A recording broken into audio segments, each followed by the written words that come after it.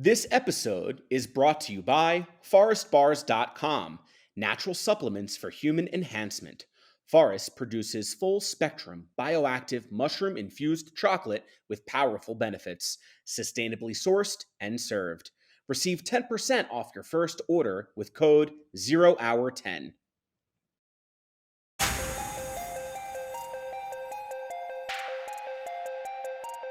Good morning, good afternoon, and good evening to the Psychedelics Anonymous webinar. Today, we will be talking about the road to regulation, bringing psychedelic healing to the masses. I am pleased to welcome our guest speaker today, Rick Doblin. Dr. Doblin is the founder and president of the Multidisciplinary Association for Psychedelic Studies, MAPS.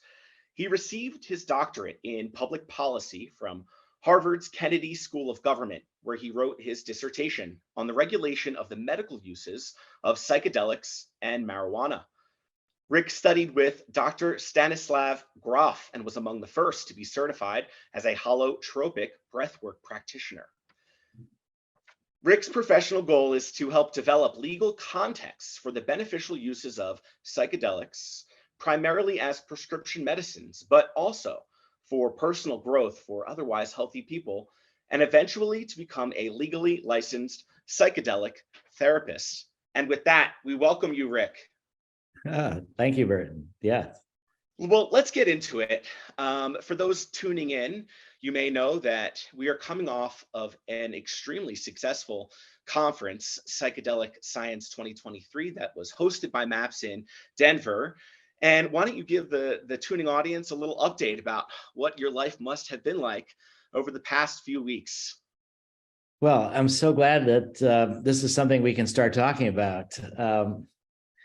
The conference was astonishing, and it just felt really magical. It felt like we were in a state of grace. Everything just worked out really well, which we wouldn't have predicted because it was a lot of work to put it together and a lot of moving parts, and a lot of things didn't go together smoothly. So there was a lot of friction, you could say.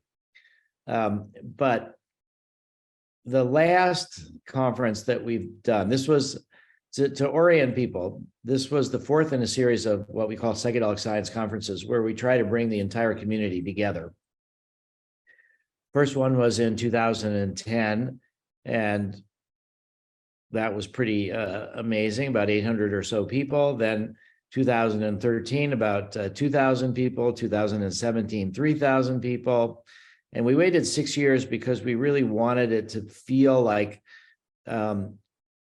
we were facing a new situation. And that new situation means, through phase 3, really people anticipating the likelihood of FDA approval of MDMA-assisted therapy, with psilocybin coming around a year or two afterwards. And to our astonishment, we had 12,400 people. Wow. And it felt like we sort of provided a core framework, but then the entire psychedelic ecosystem built on top of that. We had over 80 events that were not organized by MAPS around the conference for different groups to get together. We had about 500 speakers. Just a few of the highlights. We had a dinner for Roland Griffiths, who's doing the work at Hopkins with psilocybin, and sadly has got a stage 4 cancer diagnosis. But he was able to make it, and the dinner was incredible. There was almost 2,000 people there. And it was the largest dinner in the entire history of the Colorado Convention Center. And many of the people at the convention center said that this conference was the best conference they've ever seen in the entire history of the convention center. We did have over 10 or more concurrent sessions. So it was like an embarrassment of riches of all the speakers. And we had 1,000-person veteran dinner. From my perspective, what was so critical was the opening ceremony, that featured the main story that we're trying to share, that the healing of trauma is not a partisan issue, and that we are approaching this from within a politically bipartisan perspective. So we had Governor Rick Perry, former Governor Rick Perry of Texas, who was on Trump's cabinet, Secretary of Energy. He likes to call himself a knuckle-dragging conservative. And what was he doing there? But and then Governor Polis, the sitting Democratic governor. There was one actually really interesting moment when Governor Polis and I were backstage. Rick Perry went first, and then Governor Polis was going to be after him. And Rick Perry was doing phenomenal. He was actually, inspiring, and talked about how we disagreed. He and I disagreed on a lot of different things, but we agreed on, the healing potential of psychedelics, and it was just inspiring. And Governor Polis sort of whispered to me, "How much did you have to pay him to do this?" And I said, "Nothing. We covered his expenses, but we're not paying him anything." And I think that made a big impression on Governor Polis, that, this was really genuine coming from Rick Perry, the support for psychedelics that he's heard from veterans who've had a MDMA or psilocybin or Ibogaine. The 1,000-person veterans dinner was also just inspiring. And it just felt like the main constituents of people that were there were therapists. So we had thousands and thousands and thousands of therapists. We had the person who is the director of the National Institute of Mental Health was speaking. So it just felt like we had the former director of the National Institute of Mental Health. We had a former president of the American Psychiatric Association. We had athletes, Aaron Rodgers. We had, actresses, Catherine Oxenberg. We just had Andy Weil talking about 50 years of psychedelics. Paul Stamets had just come back from Egypt, and he had seen some Egyptian hieroglyphs that were clearly psilocybin mushrooms. And so a big part of his talk was the Egyptians did mushrooms. Incredible. And truly, the conference was phenomenal. I can attest to what was cultivated there. And I will be a return attendee for future great conferences. You said a lot in that reply that I'd like to underscore and then discuss a little bit in more detail. You spoke about phase 3 trials. You invoked the name of Roland Griffiths from Johns Hopkins, whose diagnosis must not be lost on him, given the work that he did with psychedelics and coping with difficult diagnoses. You spoke about veterans and the politics of this dynamic that is occurring. And of course, you emphasized psychedelics as medicine for mental health. So let's go and in order, anterograde, if you may, with each of those entities that you brought up. The first being phase 3 trials. And I would think that for some that may be listening to this recording would benefit from knowing a little bit about the foundational science that your trials demonstrated utilizing MDMA and that treatment population. Yeah, and let me add one other category of things we can talk about, which is also drug policy reform. And so the fact that it took place in Colorado, which in November had the Natural Plant Medicine Act that legalized access to psychedelic plants and will over time in Colorado. So we'll talk about that. But I think the phase 3 studies. So let me just start by saying that very briefly that MDMA began to be used as a therapy drug from the middle 70s to the early 80s. And at that point, it sort of escaped from those circles and began to be sold as a more party drug, recreational drug under the name ecstasy. And that's what attracted the attention of the government. And those of us that were interested in therapeutic use knew that the legality was doomed. It was going to change because this was during Nancy Reagan and Ronald Reagan and escalation of the drug war. And so I started a nonprofit before MAPS, and in '84, the DEA did move to criminalize ecstasy. They didn't know anything about therapeutic use, and so we were collateral damage. We ended up winning the case in front of a DEA administrative law judge, but the DEA rejected the recommendation and criminalized both therapeutic and recreational use of MDMA. So I started MAPS in '86. It took us till 1992, after 5 different protocols were rejected by the FDA from Harvard, UC San Francisco, for a change of staff at the FDA. New group took over regulating psychedelic medicines, and they approved what's called a phase 1 dose response safety study. Those are studies in healthy volunteers where you try to characterize what the drug does, what the side effects are, before you start working with it in patients. Before that, you had to do some preclinical. We had to do 28-day studies in the dog and the rat. And I had to have MDMA made by a DEA licensed manufacturer. So we all did that. So in 1992, we get permission for the first phase 1, the first study in humans, regulated by the FDA. That took us through much of the 90s. Then in 1999, we really started working with PTSD in Spain. And that study was going really well. It was women survivors of sexual abuse with PTSD. And it was, again, a dose response. We only were up to 50 milligrams when there was some really good PR, but that alerted the Madrid Anti-Drug Authority, and they shut down the study just for pure political reasons.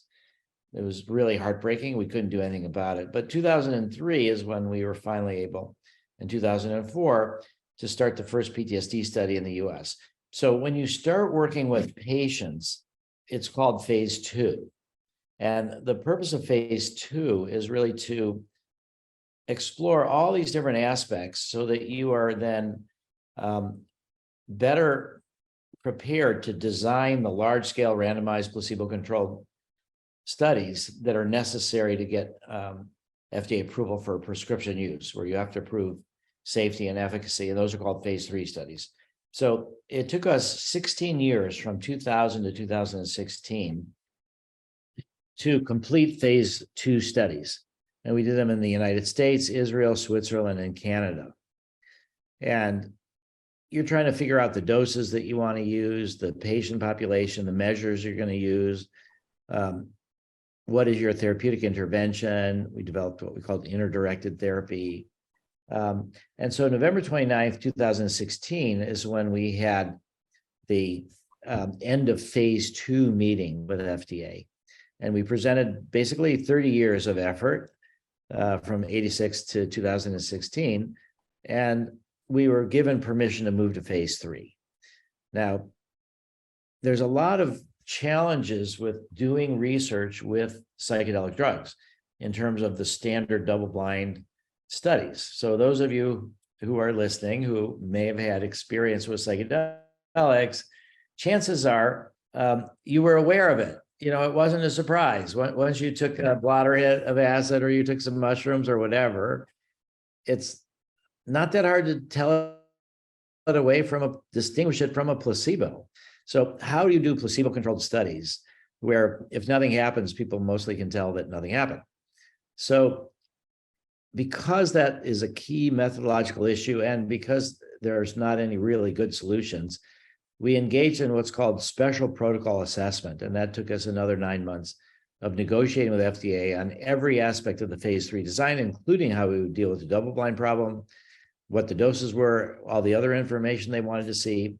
And fortunately, we came to agreement, and we got a legal letter called an agreement letter, which means that if we can generate statistically significant evidence of efficacy from a phase 3 studies, if there's no new safety problems, and if we've gathered the data properly, then the FDA will approve the drug. It doesn't say which schedule or what kind of special requirements there will be, but we did negotiate that. And so then starting in 2018, we began the first phase 3 study.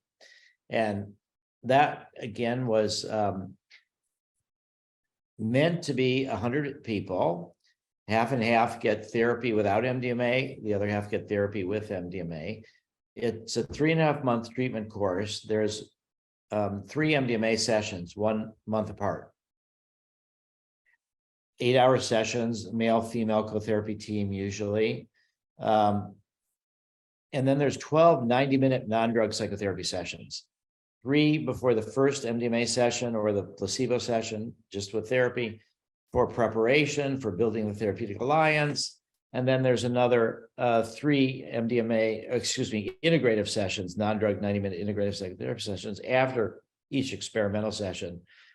So a total of 9 of those. So a total of 12 90-minute therapy, 3 8-hour 20 experimental sessions. So a total of 42 hours of therapy.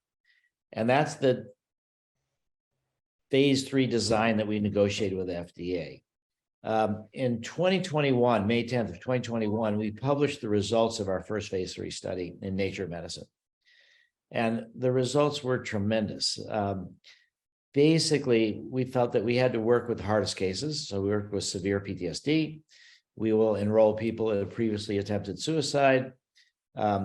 People had PTSD, an average of over 14 years. 1/3 of people had PTSD over 20 years. A lot of people high on the dissociative subtype. So we had very, very difficult cases. Because they had PTSD an average of 14 years, almost all of them have had some form of therapy and or medications, often many different kinds. And what we discovered was at the 2-month follow-up after the third experimental session, 2/3 of the people that had the MDMA-assisted therapy no longer qualified for a diagnosis of PTSD. We had incredible statistical significance. 0.05 is statistically significant, meaning 1 in 20 chance it's random.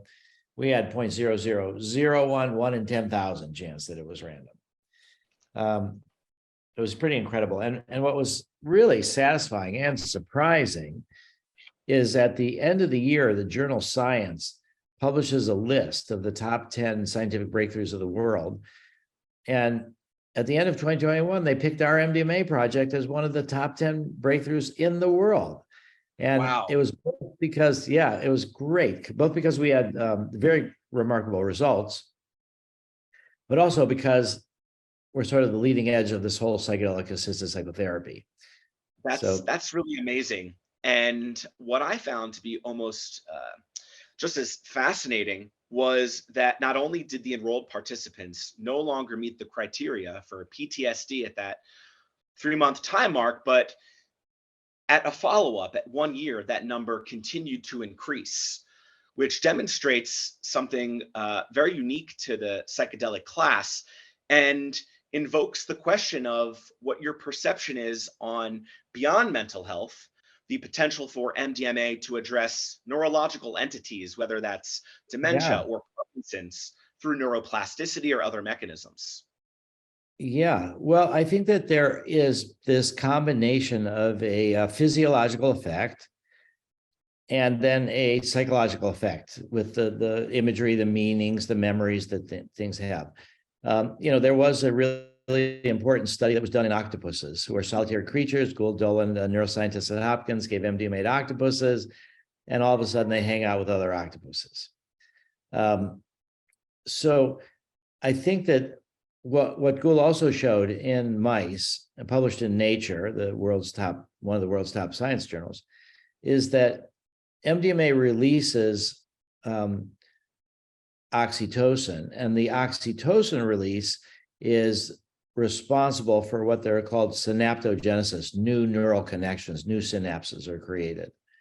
So you're actually able to rewire your brain. Other people, when you use the word neuroplasticity. So I think that there is a fair suggestion that, like traumatic brain injury, sometimes other disorders, that these can be addressed through just the physiological ingestion without necessarily combined with psychotherapy. And so Please. Oh, I was just going to say DARPA, the Defense Advanced Research Group out of the Pentagon. What was frustrating but interesting to me is that they allocated around $28 million to Brian Roth at University of North Carolina to develop non-psychedelic psychedelics, precisely for those things that we're talking about, like traumatic brain injury or other physiological things. Maybe you had a stroke. Maybe psychedelics can be helpful with stroke. So there's a lot that we don't know about that. We've really looked at. Oh. I'm sorry that I think there's a little bit of interference in our video. I apologize if it appears that I'm interrupting you. Oh, no, it's fine. No, it's just, we focused on psychedelic assisted therapy. So we have noticed that a bunch of the people and the veterans in particular that have PTSD, some of them had traumatic brain injury, and it seemed that in many cases was lessened as well through the therapy with MDMA assisted therapy. So I think that there is a lot of potential for non-psychedelic psychedelics to do various physiological things in the brain that can be helpful. And I just wish that DARPA, would have put in another $28 million for psychedelics, instead of seeing the psychedelic experience as a side effect that they need to take out of it. But there's a lot of exploration going there, and that has not been the focus of our research. So I can't speak to it, but I do think that there's a real good chance that MDMA, psilocybin, a bunch of other psychedelics can be very helpful for traumatic brain injury, potentially Parkinson's. We're not sure, but there may be some things there too. I agree wholeheartedly, and I appreciate that you brought up Dr. Gould Dolin's name, as she is a friend of the 0 Hour podcast and has spoken about her work with octopuses. And you alluded to her new work and her trial with the Fathom Lab, PHATHOM, Fathom, where she's investigating exactly that, potentially MDMA and its ability to reopen critical periods and then applied to stroke patients, which would truly be a paradigm shift. Segue that with you invoking PTSD. I understand that the MDMA modality was very impressive, and the patient population that were deemed to be good candidates were often veterans. And I'm hopeful you could speak a little bit more to your relationship with that population as it pertains to how the road to regulation has perhaps been affected by utilizing that pathway. Yeah, I'd be glad to speak about that. But first, let me say that 2/3 of the people that we have had in our studies roughly are women. There's roughly 13 million PTSD patients in America. The vast majority of them have PTSD from sexual abuse, sexual assault, and are mostly women. As part of trying to bring a demonized, criminalized substance, which has been subject to such misinformation, with the psychedelics in general, it was very important that we try to figure out from a strategic point of view, how do we obtain public support? And so I spent a lot of time trying to think about what is the psychedelic of all the different choices that's most likely to make it through the FDA first. And then once we have the psychedelic, what is the patient population that we're most likely to work with? And so I felt because it was more gentle, because it's easier to integrate, because it's more uniformly, people feel self-acceptance, self-love, it's more loving.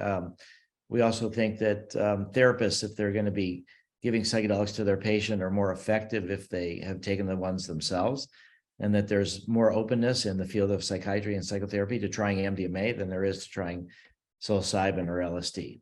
So all that led to MDMA. Then PTSD. We needed sympathetic patients. That's the most important thing. We also needed a disease that was very expensive when left untreated. And again, this is for insurance companies to make sure that they would cover it. And so we also needed something that worked really, really well with MDMA. So PTSD changes your brain. And the way it changes your brain is that you have a hyperactive amygdala where we process fear. You got more activity than normal. You're not thinking as rationally anymore. People are triggered a lot, and you have reduction of activity in the prefrontal cortex, where we think logically. And then the traumas never seem like they were really put into the past. They're always still happening. They color everything. They come in nightmares. And so the hippocampus is where we store memories into long-term storage. And so there's reduced connectivity between the amygdala and the hippocampus, and reduced activity. So that's how PTSD changes your brain. MDMA does the opposite. MDMA decreases activity in the amygdala so that you can have fear-based memories without being overwhelmed. It increases activity in the prefrontal cortex so you can think logically about triggers, and then it increases connectivity between the amygdala and the hippocampus to facilitate moving these traumatic memories that never fully processed, never fully put into the past, to actually process them and put them into the past. So I think the other key part for me has been, again, how do we get bipartisan support? And in particular, when people think of LSD, what they think of is the hippies and the protests against the Vietnam War in the 60s. And this idea that this is a counterculture, and that, self-defined counterculture. So it became really important from a strategic point of view to think about how do we reverse that narrative? And I think since a lot of it from the 60s was protests against the Vietnam War, for us to start working with veterans who have been traumatized by their service, by things that happened to them, that was kind of a good way to learn the lessons of the 60s, come back differently, and also get bipartisan support. So the media covers the veterans, and they get more outside attention. But I just, again, want to emphasize that most of the people who have PTSD are women. Most of it is sexual abuse, but they don't get nearly as much attention in the media. And then the other part is that there are a variety of groups that have organized to provide support services for veterans. And the Navy SEAL Foundation, for example, had to change their mission statement because they were only to provide services, but they changed it so that they could support research. And MAPS got the first grant from the Navy SEAL Foundation that they ever gave for our first phase 3 study of $50,000. So I think the veterans have been suffering a lot. And if we look at the situation right now in Afghanistan, I just read or heard the other day that the Taliban just closed all these beauty salons where only women would go. One of the few ways where women had to earn a living and where they could be out of the house, and now that's ended. So a lot of these veterans have questioning. It's called moral injury. Why did they sacrifice and lose friends and often get injured, or, when things are worse now in Afghanistan than they were before? It's difficult for them to figure that out. Why did they go into Iraq, and why did they lose so many people? And so I think the veterans have, in a way, helped lead the way into bipartisan support. That's why we could have Rick Perry open the conference along with Governor Polis. We have a lot of bipartisan support, particularly from Dan Crenshaw in the House of Representatives and others. And so what we're really hoping for, again, this theory is that if you can treat people closer to the trauma, that's probably going to be more effective, more cost effective. They'll have more life lived afterwards. And maybe you make it so that you're treating people, but they've been traumatized, but it doesn't solidify into chronic PTSD. So for that, I'll just say that we want to work into active duty soldiers. We want to move from veterans to working with active duty soldiers closer to the time that they're traumatized. And a lot of people go into the military because they've had prior trauma. So, yes. And I think a lot of what you speak to is this essence that MDMA is really not just only treating the symptoms of mental health disease like the current standard of care, but instead it gets to the core root of the trauma Yes. to promote true, sustainable healing. And I would be remiss if I also didn't just recognize the work being done by Nolan Williams and Stanford, also with PTSD and traumatic brain injury, with special ops forces utilizing ibogaine, of Yeah. course, a different type of psychedelic. Now, moving forward, we see Australia becoming the first country to recognize MDMA and psilocybin as medicines, where this month licensed providers are offering it in a controlled setting. Can you speak a little bit to how you would envision the model of MDMA approval rolling out here in the United States over the next 6 to 12 months or so? Yeah. Okay. I'll say just a little bit about Australia. We're doing MAPS is organizing a training of therapists in Australia to take place in August. So when the TGA, Therapeutic Goods Authority, their FDA type equivalent, announced this new policy, there wasn't a lot of clarity on what kind of training will be required of the therapists. And so that's why we are bringing Bruce Poulter and Marcelo Talora from our Boulder site, some of our lead trainers, to train therapists in Australia. And it's more limited there. It's prescribers have to have worked on clinical studies.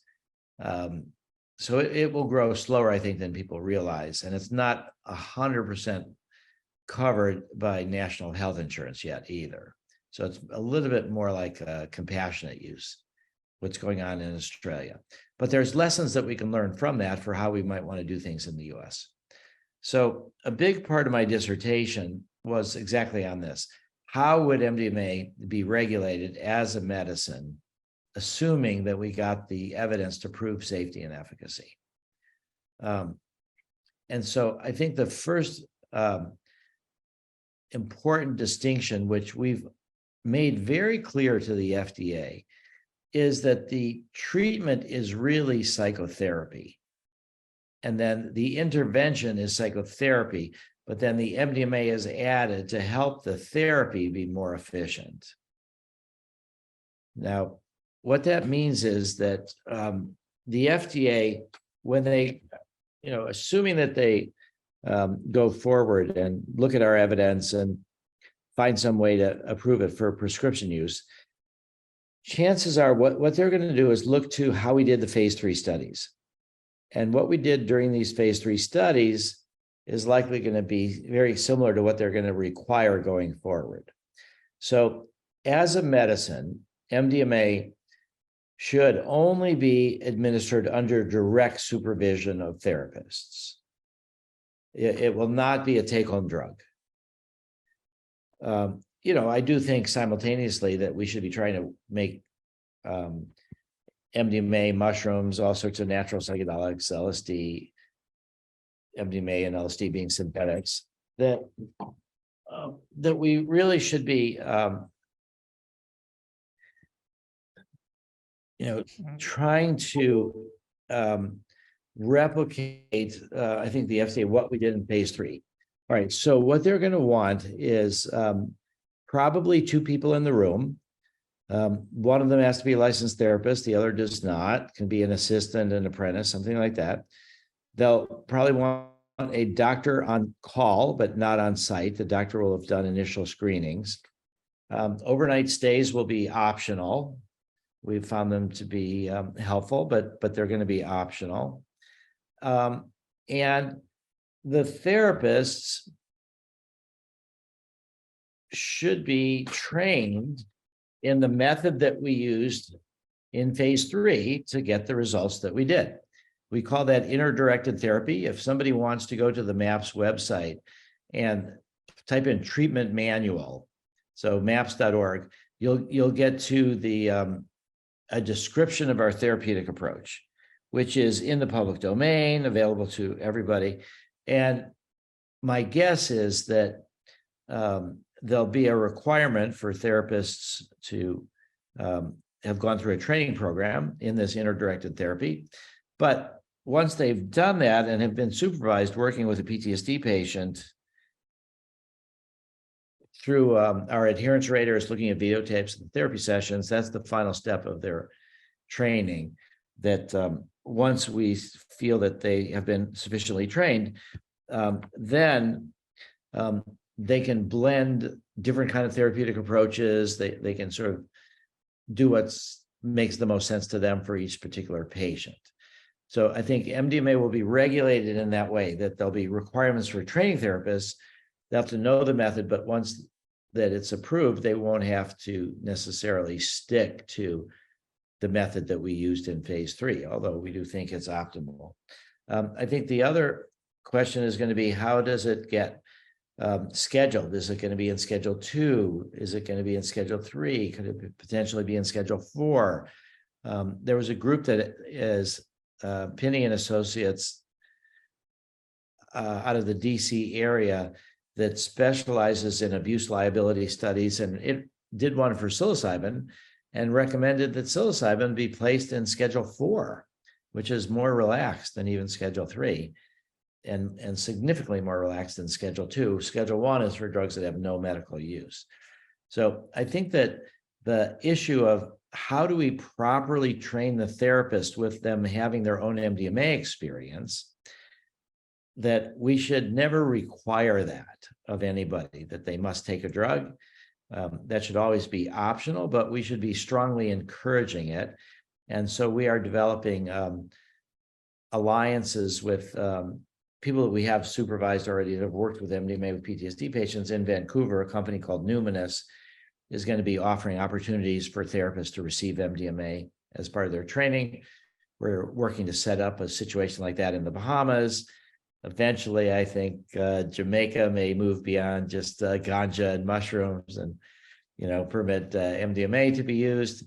But that hasn't happened yet. But I think our biggest challenge in the regulation post FDA approval, should we get that, is really going to be under what circumstances, with as minimal a cost as possible, can we help arrange for therapists to have their own experience as a patient in a therapeutic setting, their own experience with MDMA. That's one of the most important tools that we have to train people.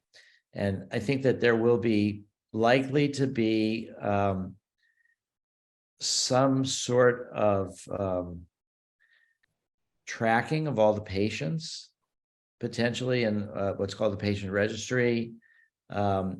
Just particularly when you introduce something new and controversial, you really want to see what are the impacts once it's used in clinical practice, not just in highly controlled research settings. So I think that that's going to be part of the regulation. And I think overall, I think this set of regulations will do a very good job of keeping things on track and keeping the outcomes being really good. Sure. You speak to longitudinal studies, almost phase 4, if you will. Yeah. And in one of your early responses, you invoked what is reminiscent of some of Graham Hancock's talks and discussions and theories on mushrooms being in cultures that dated prior to potentially catastrophic global-wide events. So do you have any more familiarity with that, or any additional expertise? Because I know some of our listeners would probably be intrigued by that. Well, I'm not quite sure what you're saying. All these different cultures have these stories of the flood. I think the example you had was with Egyptians and seeing hieroglyphs and other representation. Yeah. So Paul Stamets, yes, identified hieroglyphs that were clearly psilocybin mushrooms. And so I think that there has been this long history of use in these different contexts. And what would you say your hopes are, and any closing thoughts, if you would like, to sort of summarize where you see the future, and what your potential perspectives are from the global perspective? Okay, thank you. Well, that Burton, is what I really like to talk about, because for the history of MAPS now, in our 37th year, the goal has been to make MDMA into a medicine. Now that we have a really good chance of doing that, we needed a new goal, and we need a new goal that'll take another 40 or 50 years to accomplish. The new goal being net zero trauma, a world of net zero trauma, where we can somehow or other, over time, bring mass mental health, spiritualized humanity, help people work through both their own traumas, multi-generational traumas that they can inherit it through epigenetic mechanisms, and that we want to be able to really build a much more trauma-informed and healed world, so we don't keep, repeating these same wars and same hatreds on and on and on. So that's kind of the globalization. It's going to require 25,000 or more therapists just in the United States. We're going to have to be training therapists all over the world. We are doing trainings in Australia. As I mentioned, in August, we're going to do one in Sarajevo for Ukrainian therapists, Bosnian therapists, Armenian therapists. We're going to do one in Iceland, I think in November. We're talking about trainings elsewhere. So I think what we want to do is build on the likely FDA approval of MDMA-assisted therapy for PTSD around May or so of 2024. We hope, to have all the rescheduling and have product launch before the end of 2024. That we want to really globalize and bring it to countries where there may not be a lot of money, but where there's a lot of trauma, through philanthropic support, through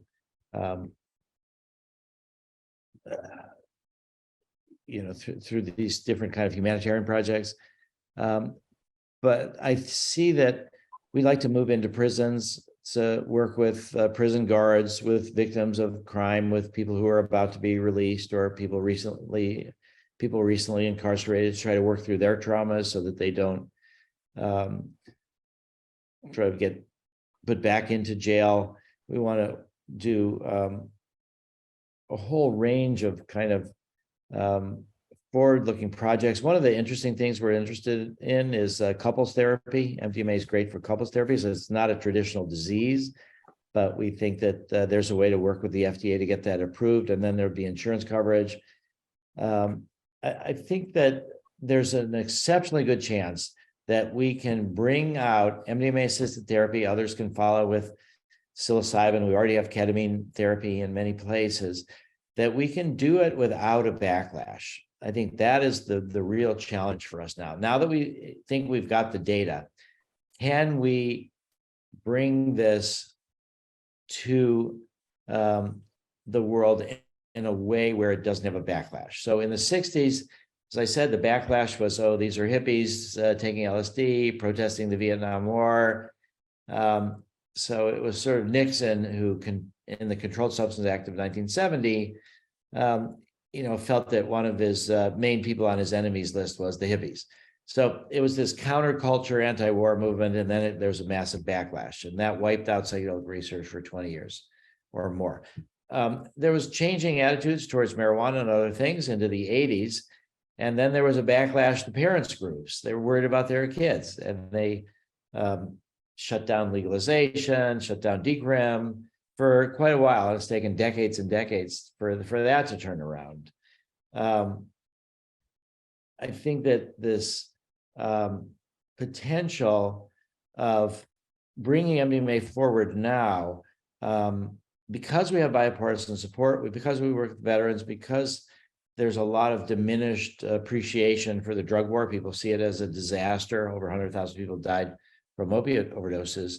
That I do feel that we can bring this without a backlash. And I think that this podcast and the public education that we're doing is going to be one of the key factors to try to avoid a backlash. The more that we can help people understand what's coming and why and how to work with it, and it's going to be controlled under direct supervision, I think the more that we'll be able to do this without a backlash. So that's what I'm most looking forward to. I appreciate you for saying that. And with that, I extend gratitude for the sponsor of this podcast, Psychedelics Anonymous. They're a Web3 brand, and what really attracted me to them was, as a clinician, there is still this sense of taboo and judgment in the media that dates back to Nixon's war on drugs. So a lot of those attendees from the MAPS conference who identified as a clinician or a provider, even doctors, there is this sense where being anonymous is a safer path to travel with less potential retribution. And at this time, I would like for you to share any upcoming events that you may be speaking at. And for those that want to learn more about the MAPS organization, where they can go to learn. Great. Well, people can go to maps.org, and we are very much looking forward to building our base of support. And so we encourage people to consider becoming monthly members, monthly donors. There'll be all sorts of information on that. And there's just an abundance of information. We're going to be posting hundreds of videos of the talks at Psychedelic Science up on the website, all for free. So, we had 12,000 people, but a lot of people, even there, we had 10 concurrent tracks. So a lot of people who were there missed a lot of stuff. So I would really encourage people to come to the website for all these talks. So it's the latest from all over the world, all for free as part of our public education mission. So it'll take us a while to get everything up there, but we're just starting to work on that as well. And I think if people really want to help, there's another way. And this doesn't cost any money, but it could have reputational costs. And we look at gay marriage and how did that happen? Gay rights, all of that, people coming out.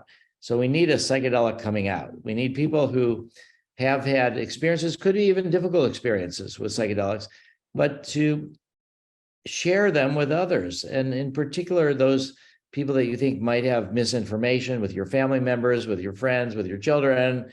We need a big coming out of psychedelic stories. If people knew who was impacted by psychedelics, they would be shocked. It's the same way as people didn't know who was gay. And then when you learn, it's like, hey, I like this person. I like that person.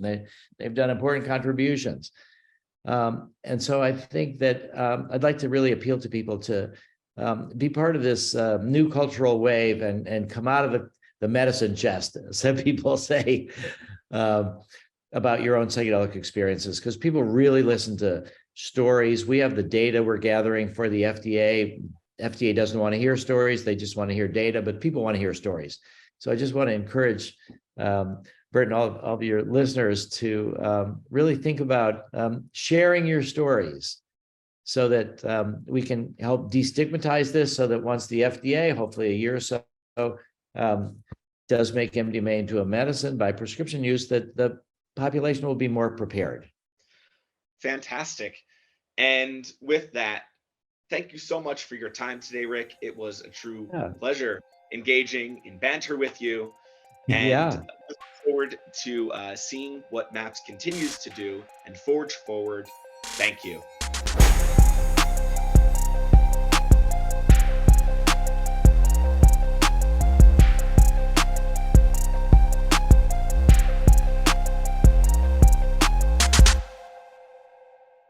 This episode is brought to you by forestbars.com, natural supplements for human enhancement. Forest produces full-spectrum, bioactive, mushroom-infused chocolate with powerful benefits, sustainably sourced and served. Receive 10% off your first order with code 0hour10.